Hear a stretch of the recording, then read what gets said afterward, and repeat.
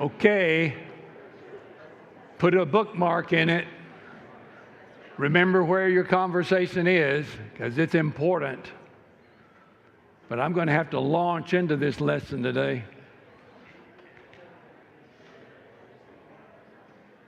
We're talking about hospitality in this room, if you want to stay with us. Ryan's lesson was good because it's a great example, the Lord talking about neighbors and hospitality. So my specific goal in this lesson is to talk about hospitality as far as teaching our children. And so I've been thinking about that a lot. So as I was sitting in worship today, I was watching the children because I was thinking about all that they have to do, all the things that they do to grow, and children can do hospitality, but basically what I'm talking about is laying the groundwork for hospitality. Last time I was up here, I was a little bit bumfuzzled because the topic that I got was bearing one another's burdens. And so I didn't have the book. I had a copy of the book, but it was in a file folder at home. Somebody had given me that, and I couldn't find it. So it was in a file folder. Then I ordered a book, and when it came in, I found the one that I'd lost. So you know how that works. But anyway, this is the book that we're using, The 6 Gifts of Hospitality. And as you know, in Matthew chapter 25, hungry gave me food, thirsty gave me drink, stranger took me in, naked clothed me, in prison, and you came to me. So those are basically the 6 gifts of hospitality there.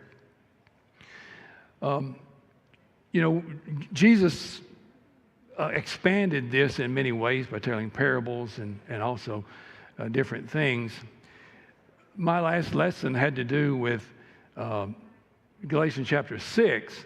And because I didn't have the book, I just looked at the passage. And what I came to is that it takes a spiritual person to be hospitable. And the reason I know that is the context there is because in chapter 5, you remember, we talk about the works of the flesh, fruit of the Spirit, and then he gets into chapter 6, bear one another's burdens, so fulfill the law of Christ. Well, the burdens there have to do with heavy burdens that one person can't bear alone. And of course, verse 5 says, every man will bear his own burdens. And all of us have a burden to bear. And people can't help us bear that burden, so we bear our own. Verse 10, we're told to do good to all men, especially those of the household of faith. And so that's kind of what I did last time. I want us to think about in terms of a recipe and adding things. And Margie has a recipe, and she lines up all these cans there, and they're all kinds of vegetables, and then I open the cans for her, and I dump them in the pot. And the soup, it's a soup, vegetable soup, and it lasts forever. We love those things, and we can freeze them and thaw them and everything. So that's where So a child is kind of like we're mixing together things, and this child becomes a person at some point. So we can think of it in that terms. But I also wanted to refer to the word altruism, which means unselfish concern for the welfare of others. At some point, a person, if they mature correctly, they mature and they have altruism. Altruism means unselfish concern for the welfare of others, coming from the Italian altrui and Latin altere, both meaning others. And so we have the idea of thinking of others. And adults who don't practice altruism because they don't have a concept of others. Well, it's what we're working on today. We're trying to decide when we can give the child a concept of others. Altruism, the literature says that altruism increases their personal happiness. It connects us with other people. It makes us know who we are. It gives us an identity. and it sends us out with a mission, a purpose. Altruism does. So the first part here, we're going to be talking about child development. And I'm going to try to get through this pretty quickly because we quickly realize that we can study child development and all the stages that we'll discuss here, but you know your child, you know your grandchild well enough to know when to teach them a certain thing. And so that's kind of the direction I'm going here. Children don't develop at the same rate. And just be honest, if we try to teach them a thing and they're not ready for it, we don't scar them for life, usually, I wouldn't think. So when a child learns that there are other people in the world who have needs like his, he's ready to learn hospitality. So, and of course, we know that there's a certain stage of development when they actually learn that. Along with the meal pot of soup analogy, I want us to also think about in terms of stepping stones. And the idea of stepping stones is that they go to a place. Like, for instance, you might have stepping stones in your backyard to keep you from walking the grass, and you step on those stepping stones, it leads to a gazebo maybe. Well, the place that these stepping stones we're talking about lead to is eternal life. And so, when is a child ready to add qualities to who he is? Maybe these qualities here. And you look at all those, and they figure into the idea of hospitality. Many of those are very important to hospitality, but these are things that make up hospitality. And the ones in the red are a list given to us by Peter.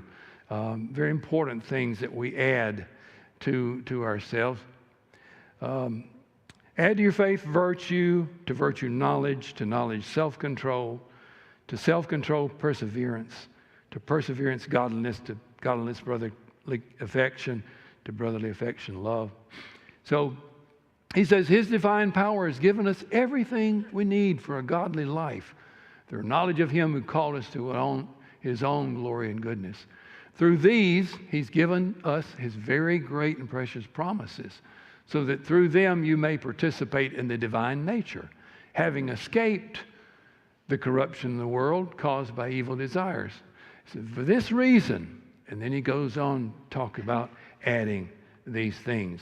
So for this reason, we escape the corruption of this world because of these things. Also, we develop this divine nature. What divine nature? Well, it's this idea of altruism or agape love. Love that is just a God love.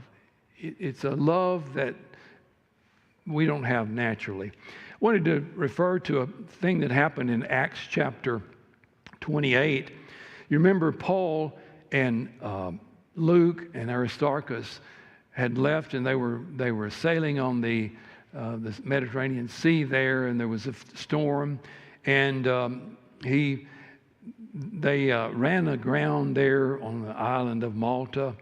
And the King James Bible says that there were barbarians there. If y'all have heard this before, but the word for barbarian is barbar. And some people say that they're called barbarians because the language that they're speaking sounds like they're saying bar, bar, bar, bar, bar. And so they're actually this people of the island of Malta. So he and his companions had just endured a shipwreck. The people received them there, very hospitable.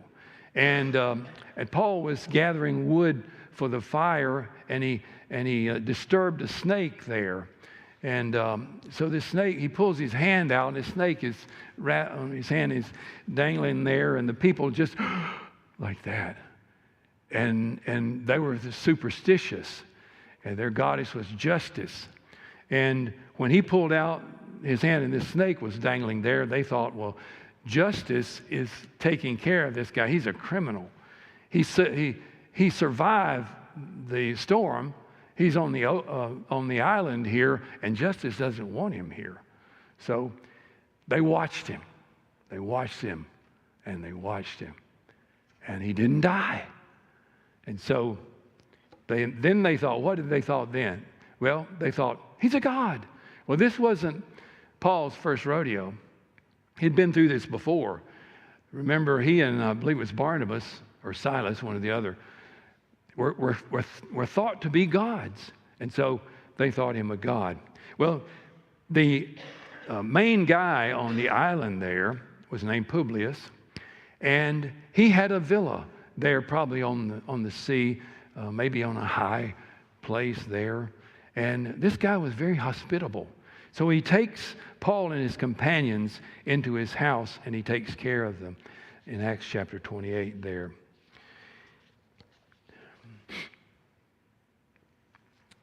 Child development, infancy, basically that's 0 to 2 years old, early childhood, 3 to 6, middle childhood, 7 to 12, and then adolescence, 13 through 18. And as I've already pointed out, the basis for hospitality in my heart, I'm still developing that. Brian's lesson today, I needed to be reminded of how sometimes we have to decide, am I willing to pay the cost for being hospitable? Sometimes it's a tough decision to make.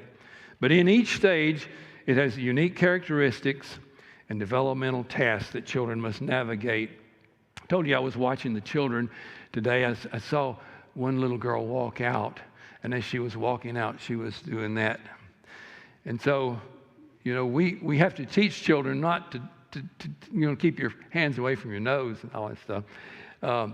We teach children, this is a stage where you're walking, talking, eating, not making a mess. So this stage we're talking about. Well, what can a child learn of that list that we just projected in this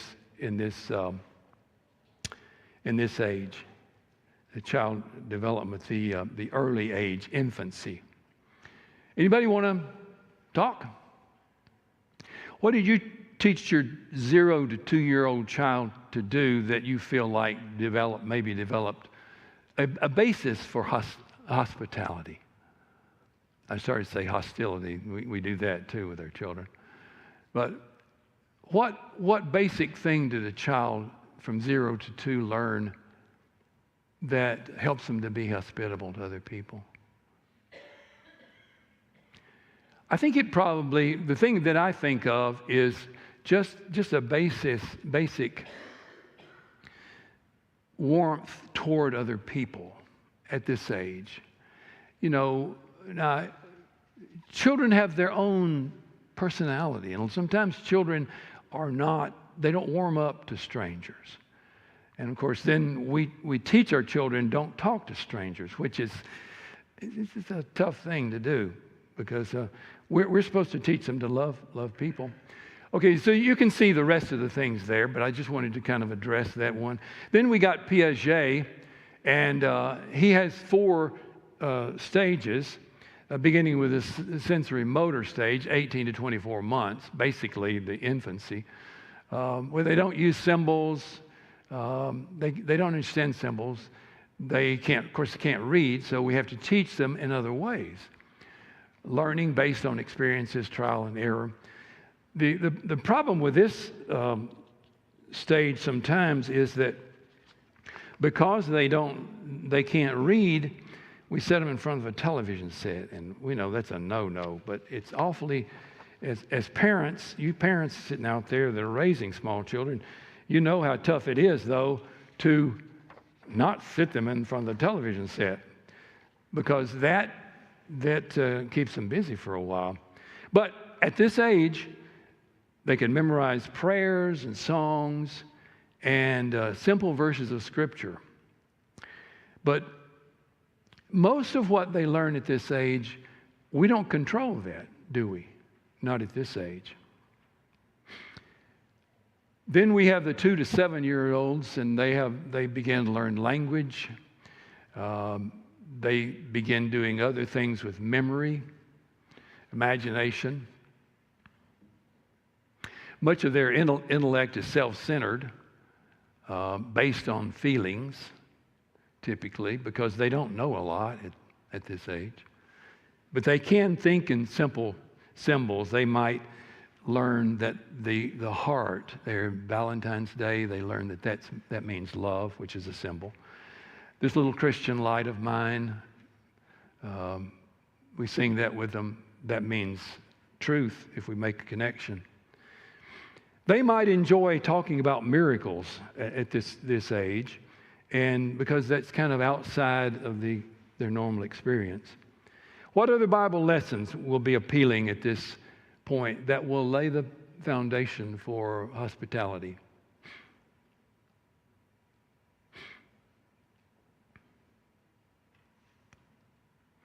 Didn't you learn a fairness at this age pretty much? Because you do go to school, and it really bothered me when there was a queue, as the Europeans say, a line to the water fountain, and you've got this one kid that would always break line. Well, that's not fair.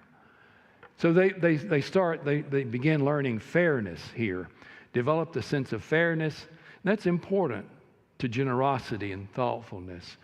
And these add to the area of hospitality. Okay, then the next stage, the concrete operational stage, 7 to 11 years old, and they can understand more symbols there. They might understand the way God deals with man better at this point. For instance, you could introduce them to the idea of the fact that God dealt with the fathers, then the law of Moses, and then the Christian dispensation. Systematic type things they learn at this time. They begin learning the idea of guilt and shame and fear of judgment. And so many children at this age will decide to become a Christian. They learn empathy. They learn they have a desire to help other people. Sometimes it's unrealistic because they want to jump in there and really help, and the parents are saying, wait a minute, let's talk about this. It's important that we not squelch any desire that they have because it's coming from their heart. Many times these children this age, they don't understand, what Ryan was talking about today, counting the cost and am I going to help this person? That kind of thing. So we can do something at least to reach out to people in need. So then we have teens to adult and formal operational abstract ideas come through, and they begin thinking about societal pressure and politics and interest in literature and philosophy. So what's important about his or her attitude toward those in need at this point? What's important about this? Anybody want to? I know somebody's out there just dying to say something. You just won't. Yeah. Try to make this brief, but throughout this whole thing, it's just observing what my parents did. Whether I liked it or not was impressive. I was thinking about a mission trip that we were on. I was about 12 or 13 to Scott. And I remember we would go to the community centers because that was where the kids were. Because we were trying to get them to come to this VBS. And I remember we went to this one, and this one kid was just kind of the one they all picked on. I mean, it was just painful to watch. And I remember watching my dad, and this was not typical of my dad, but I remember him taking that little kid and getting down on his level and just consoling him. And even at that age that I was, it was just so impactful to me to watch that. I didn't know what to do with it at the time, but as I came into adulthood, I reflected on watching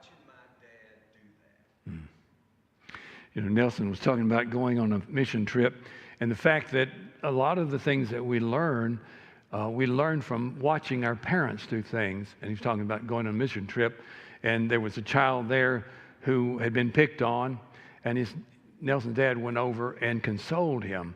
And so that's the way we learn, and it's so important. And that story helps get across the point that I'm trying to make here. We may bring up the question at this age about motivation. Why? And I think it's important throughout all these stages that we have Bible studies and discussions at home.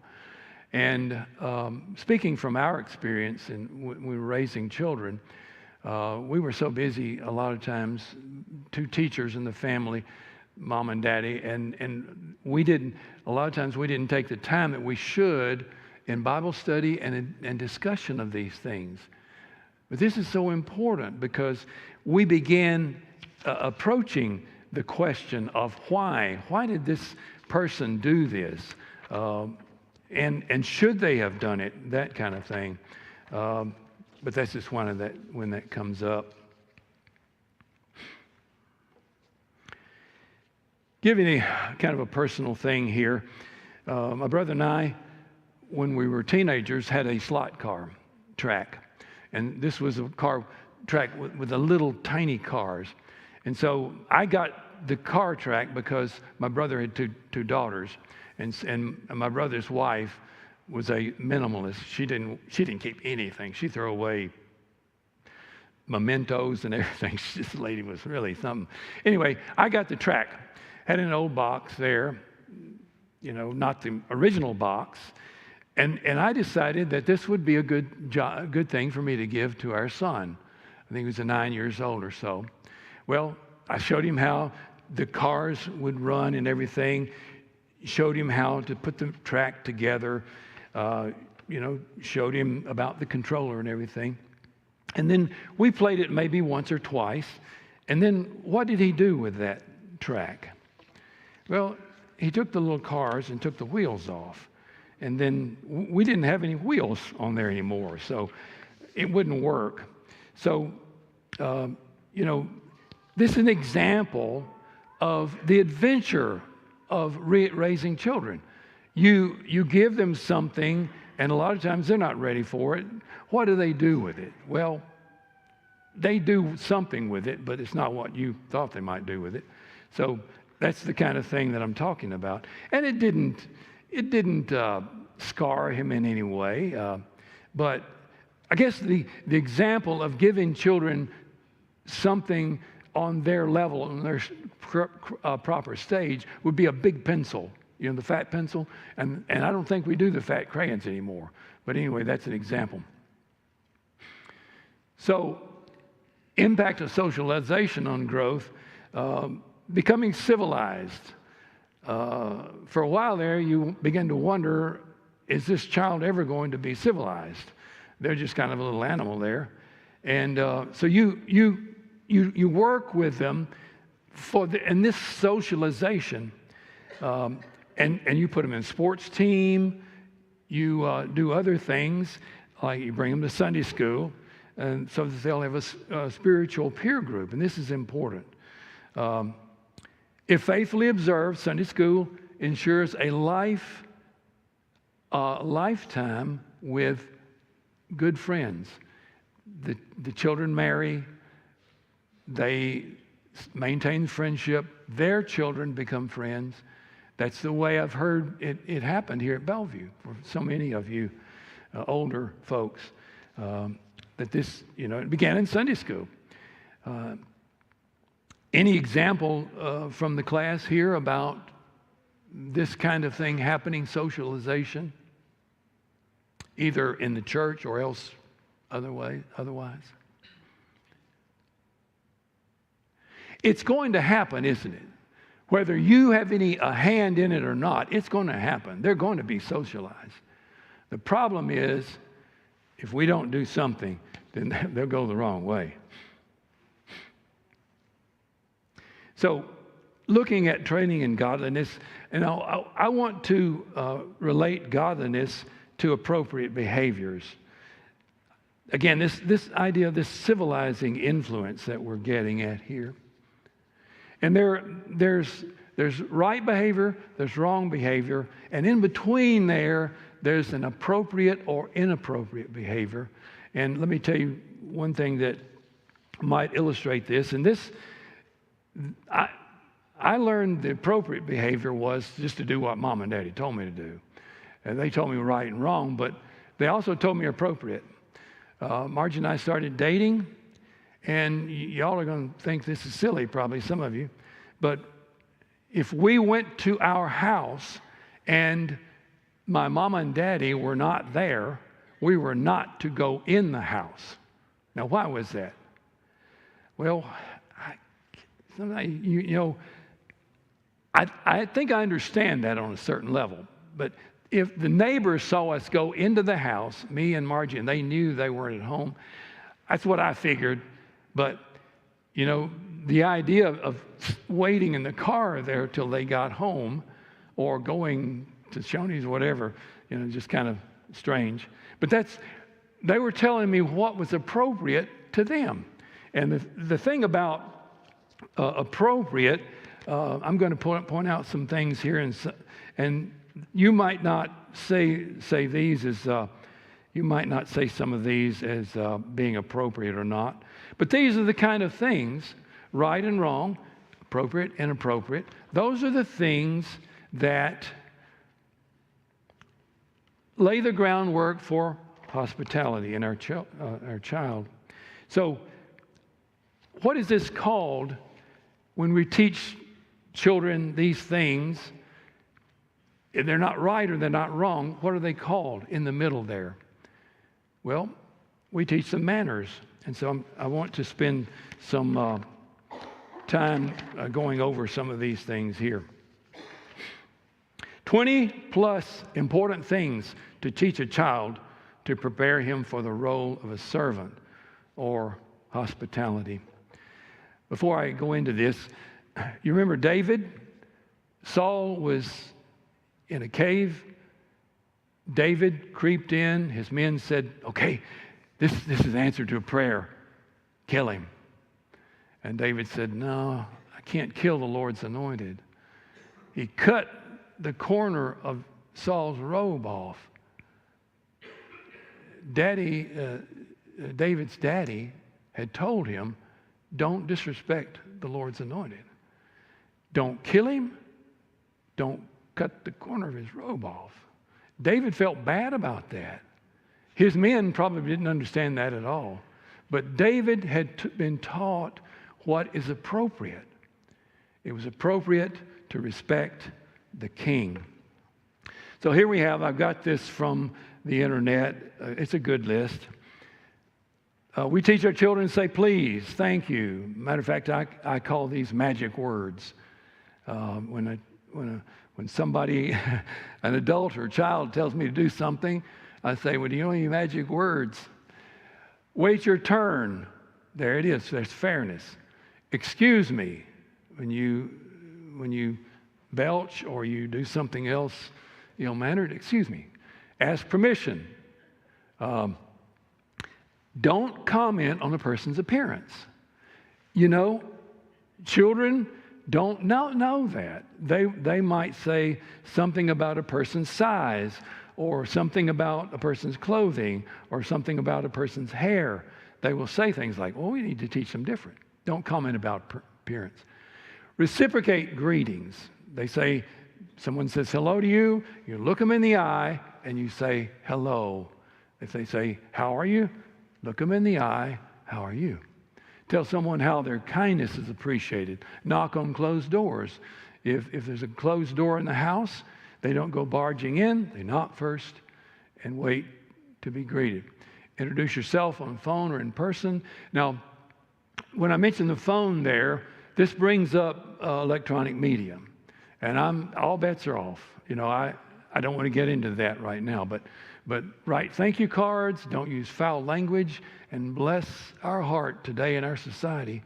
I have never in my life, in the last few years, I've never heard such foul language and hateful language. So we've got a job to teach our children what foul language is. And by the way, many of these are, you might say, well, that's not, you don't have to teach child that. We all have our own ideas about foul language. We taught our children not to use the words that are euphemisms for the words that we say curse words. Don't use euphemisms. You decide that, but teach them. Don't call people names. I always said, call everybody by their name. Don't call them other names. Don't tease. Now, some people, you quickly realize that this is the way this guy relates to me, by teasing. And so, I'm not saying you can't do that, just learn how. Pardon me. Don't spread germs. Sneeze into your elbow. Hold the door. Offer to help. Do assigned duties without griping. It's a good one. Use napkins. Eating utensils. Don't wipe your face and hands on your clothes. Pass dishes at the table. And then there are others. Can somebody tell me one real quick? Another one? Anybody? I'm sure you're thinking of some. They learn in the most maddening and irritating way sometimes. And it's maddening and irritating because they see us do things. And before we know it, we've heard a word come out of that child's mouth, and we say, where did he get that?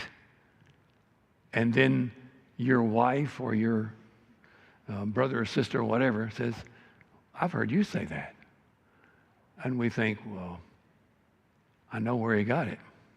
It's maddening and it's irritating because we sometimes teach them things we don't want them to learn.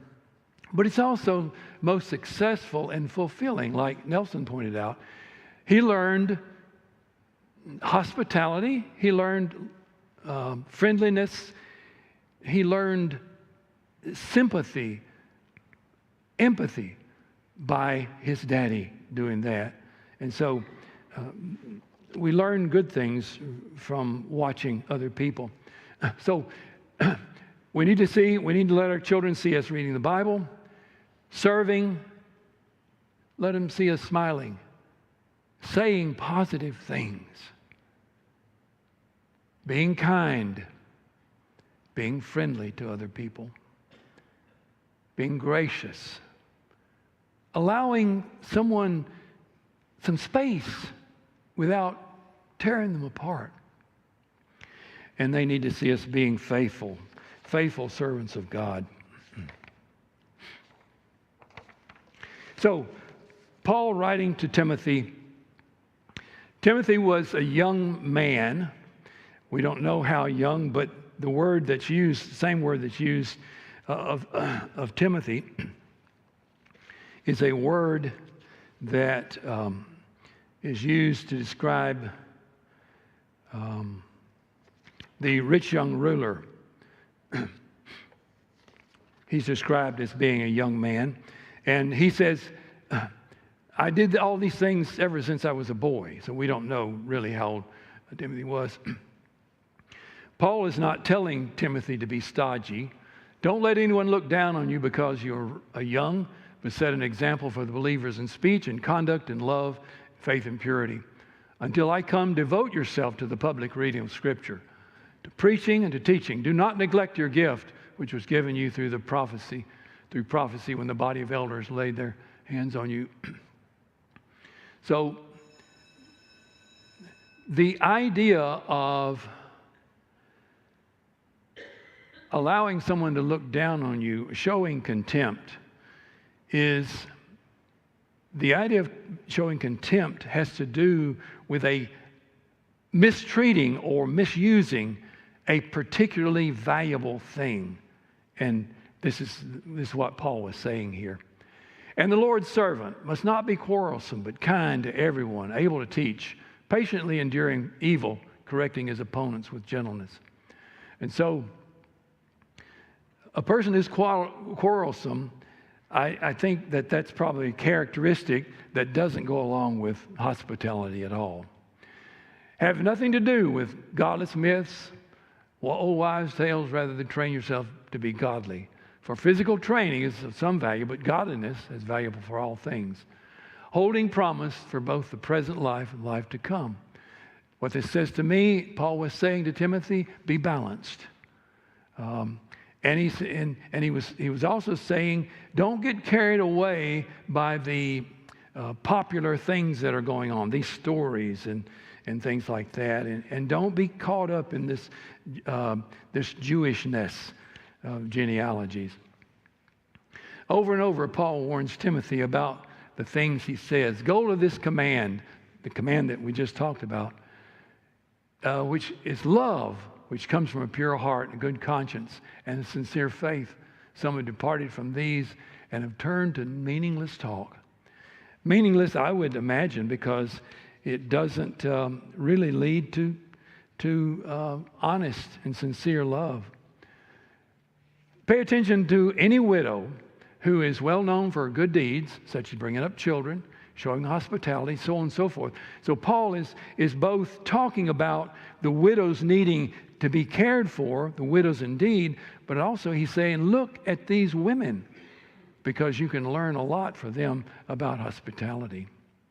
And so quickly, the idea of emotional intelligence, we've already talked about that, but working in teams to accomplish things, having common goals. This is where we get empathy. A child who has experienced something, he knows how someone else feels because he's experienced that. Empathy gives you perspective. You begin to learn that not every child has the same amount of money. The family doesn't have the same amount of money as we do. So you develop an emotional awareness, and that develops by getting together with other people. So in summary, the adult that has the most influence on a child usually knows when to do what in influencing him. Frustration might be prevented if we review the way a child develops. Just kind of think about knowing when and what to do. We should spend some time deciding what's important to add to the soup of a person. Take care in making demands of behavior. Some battles are not worth fighting. Others are non-negotiable. And we need to be aware of things that could fall through the cracks. By all means, if you introduce this, whatever age, make sure you introduce it. And sometimes you miss an opportunity if you don't introduce it at a certain age. And finally, enhancing children's social skills and emotional intelligence is crucial for overall growth and interaction with others. And I might say to help a child to become a civilized person. We know that if we put thought into growing our kids, they will be hospitable. This is an important goal for all of us. Thank you for listening.